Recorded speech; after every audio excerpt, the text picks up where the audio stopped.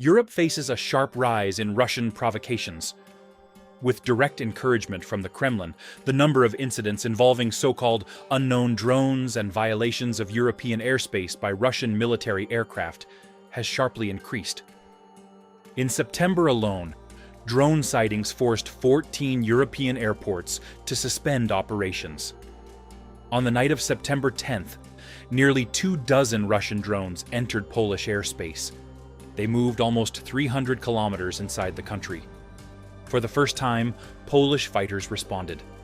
Russia keeps expanding hybrid attacks that target civilian areas and critical infrastructure. The goal is simple: to shake European stability, weaken trust inside the EU, and raise doubts about NATO. Can the European Union stop these attacks? Is Europe ready for the next wave of pressure from Moscow? And how does Ukraine strengthen the security of the entire region?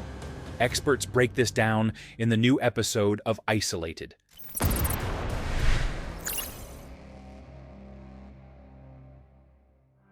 On the 22nd of September, unidentified drones were detected near Copenhagen Airport. Air traffic was halted for almost 4 hours. Hundreds of flights were cancelled. In the following days, drones were spotted at other airports in the country, which were also forced to suspend operations. Denmark's Prime Minister Mette Frederiksen called the incident the most serious attack on critical infrastructure to date. At the end of September, flight disruptions also occurred at the airports of Amsterdam and Bucharest. Norway comes under pressure as well. Drones disrupt Oslo Airport. In early October, Munich shuts down for almost 7 hours. The Kremlin denies any involvement, but the rise in threats clearly matches Russia's recent airspace provocations against EU and NATO states. We are joined by Oleksiy Buryachenko, political scientist and head of the International Association of Small Cities. Oleksiy, good to see you. Right now, many countries, both within the EU and within NATO, are working on ways to counter Russian attacks. Can we say at this point, based on the outcomes of various meetings and summits, that Europe is finally moving toward the understanding that it must create a new line of resistance to Russian aggression? The driving force behind the modernization of the European Union's defense industry today is not an internal evolution in how Europe perceives national or international security threats, nor the realization that the architecture of European or global security no longer works. It is above all the threats coming from the Russian Federation, concrete military threats, provocations, and escalation. The European Union was never created as a full international organization with a real security component. It did not have, and does not have now, let's be honest, genuine geopolitical subjectivity. Without a European army, such subjectivity is impossible by definition, and this gap shapes how the EU responds to every new threat. Under the Yalta-Potsdam system, it was the United States that was supposed to provide European security through NATO. The structure was designed so that everything depended, first and foremost, on the United States itself. Weapons are purchased from the U.S. military exercises, security oversight, and financing also come from the U.S.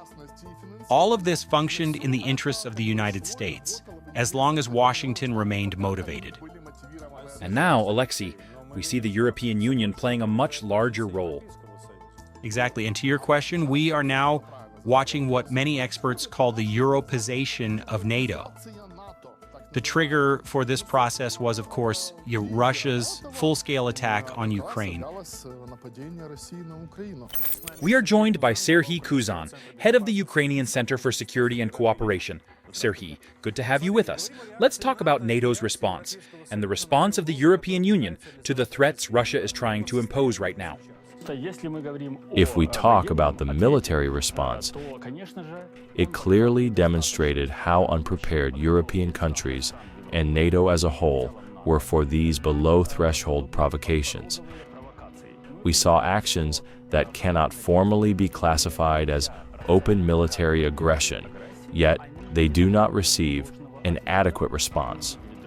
We saw drones, decoy drones, and other systems. And through these incidents, the air defense of NATO's northern flank revealed its actual capabilities. They were not able to fully repel these incursions. But there's also a positive outcome. After these below-threshold attacks, European countries finally recognized the key role and experience of Ukraine in countering hybrid threats from the Russian Federation. This led to the corresponding summits and initiatives, including the Copenhagen proposals such as the drone wall. The drone wall is essentially a replica, a direct copy of the system Ukraine has been successfully building to counter Russia's massive drone and missile strikes. After the drone intrusions in Denmark, leaders of 50 countries met in October. The summit was originally announced as an emergency meeting to discuss additional support for Ukraine. But this time, EU leaders focused on bringing Ukrainian technology and Ukrainian experience into Europe's own defense planning. Among the initiatives was the idea of a drone wall, a detection and interception network designed to stop hostile UAVs. In this sense, the Copenhagen summit can be seen as a turning point for the EU's security system. For the first time in many years, European leaders discussed the defense of the continent outside the NATO framework as their own strategy. Here we run into a conflict between the interests of the United States, the interests of the European Union, and the structure that exists today. On one side, the EU still lacks a full military component. On the other, there is NATO's security umbrella. How do you secure both? And how do you expand the EU while trying to form a European army? And what does that mean for NATO? Despite all the current challenges inside NATO, it remains the strongest military organization, not only in Europe, but globally. That is simply a fact. Now, Europe needs some kind of hybrid solution, something based on NATO, but increasingly run by Europeans. And this is already happening. The coordination component has already shifted to the European side because the United States stepped back from it. You remember that moment. So what happens to NATO in the long term? The first question is whether Europe can technologically support the level of security that NATO currently provides. And the second question is whether this raises the risk of a direct confrontation with the Russian Federation. These are difficult issues. So Europe is taking hybrid paths. We see new memorandums, new agreements. There is a clear understanding that support for Ukraine is essential. They recognize that investing in Ukraine is, in fact, investing in their own security.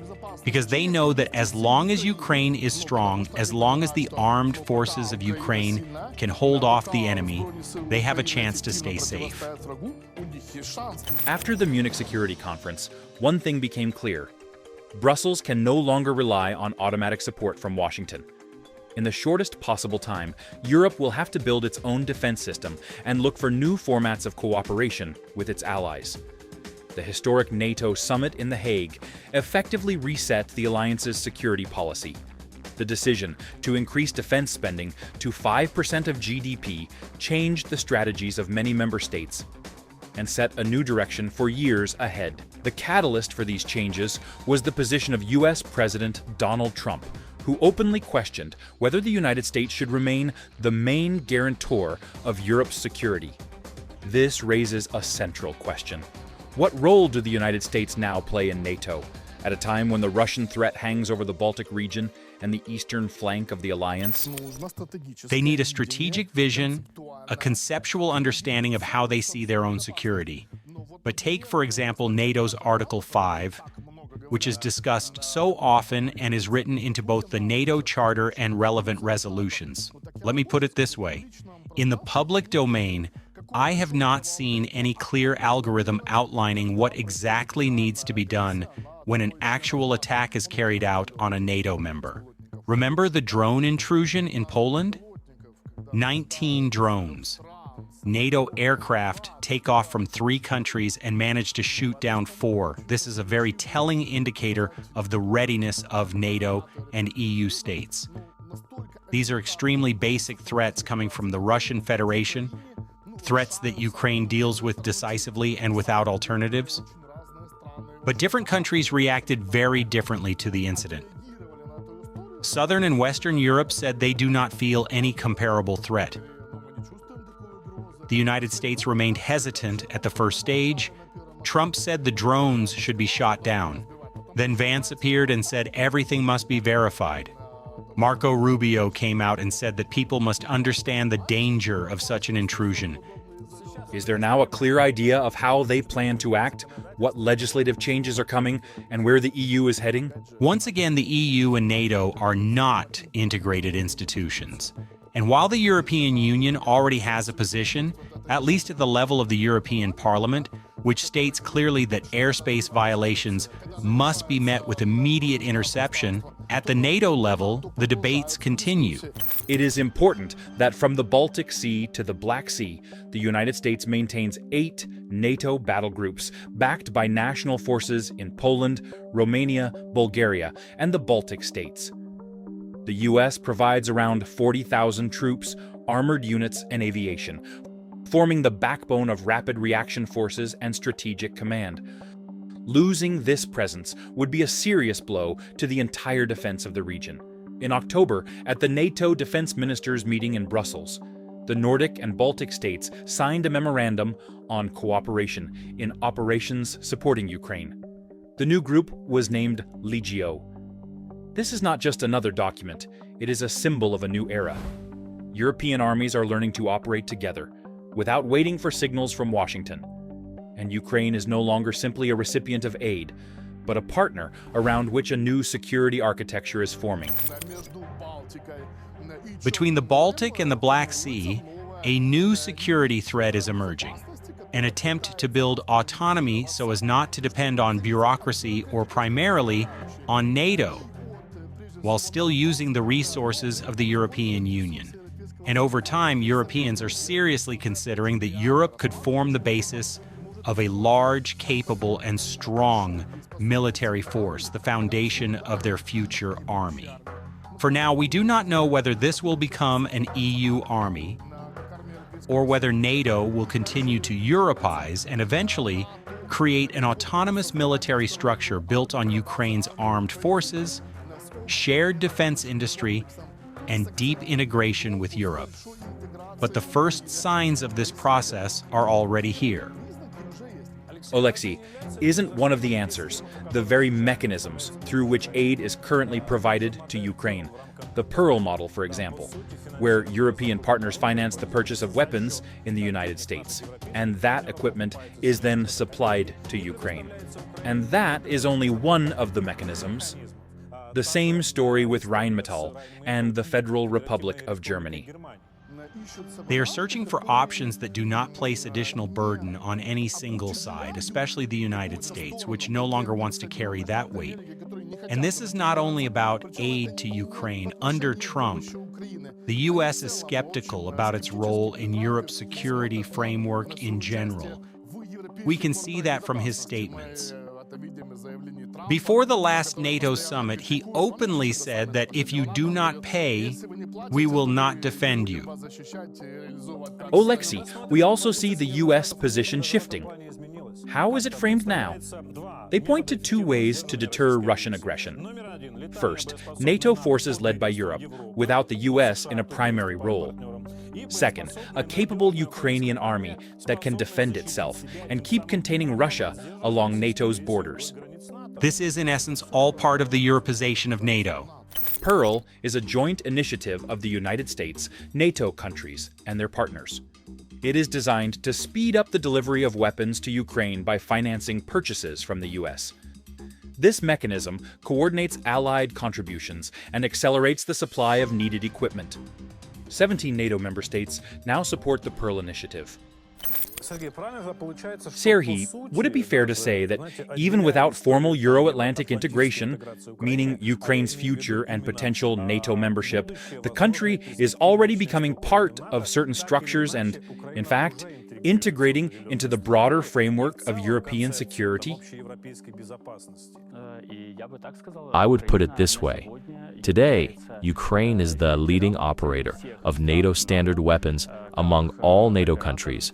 We understand that France has a much stronger defense industry, that it has a navy and nuclear weapons. But how relevant is that under current conditions, where instead of powerful, large, and extremely expensive systems, the battlefield is shaped by cheap but mass-produced weapons and by the sheer number of people using them? This is the tactic Russia uses. It is not new. It is a tactic of terror. We saw it in the Middle East, where a person is used like a projectile, as expendable material. Russia has taken this and scaled it up to the level of a state. What terrorist organizations did in the 1980s is what the Russian army and, essentially, the Russian political system are doing today. What matters is understanding the logic of this war. In this kind of war, nuclear weapons and F-35s are ineffective. You simply cannot drop multi-million-dollar bombs on small groups of 2 or 3 people. You cannot waste a missile that costs around $2 million on a decoy drone priced at barely $2,000. This is exactly the kind of war of attrition Russia is trying to impose on Europe, pushing a model where the defender is forced to spend exponentially more on every response. And Russia understands perfectly well how impossible and unsustainable these cost dynamics are. Alexei, I would also like to talk to you about the shift in rhetoric coming from representatives of the U.S. administration, the White House, and personally President Donald Trump. Trump's rhetoric has changed. This is obvious. His idea of ending the war in 48 hours, something he repeated during his campaign, is simply unrealistic. Not in 48 hours, not in 2 weeks, not in 2 months, and not through the strategy he calls peace through strength. It is impossible. The development of new concepts of cooperation, such as a shared defense industry or the Pearl Initiative that we have mentioned many times today, shows that the United States and President Trump personally are ready to place a strategic bet on Ukraine.